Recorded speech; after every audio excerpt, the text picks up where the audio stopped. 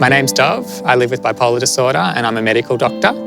Most people might be surprised to know that people in the medical health profession actually suffer more from mental illnesses than probably mainstream society.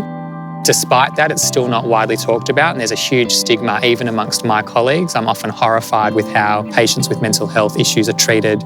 It has allowed me to be a better doctor. However, I want people out there to know that even from the position that I'm in as a practicing physician, I too have experienced loneliness and stigmatisation. When I was a medical student, I had my first major manic event, and I found it quite interesting that amongst my peers of somewhat 200 medical students, barely any identified that there was a problem, or if they did identify that there was a problem, they didn't raise the alarms or speak to anyone.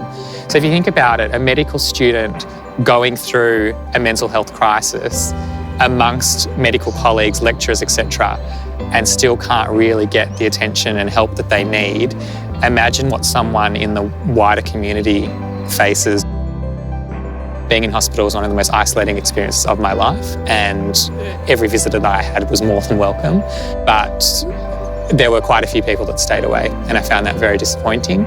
And perhaps it's their fear, perhaps it's them not knowing what to say. And my advice to people really is not to stay away. Keep doing the things that you do, keep being there for the person. If they don't want company, they'll tell you they don't want company. When I'm suffering with things in my head, no one else can see it. And if no one inquires about it and no one's involved in the process that I'm going through, it makes me feel like I'm dealing with it all on my own.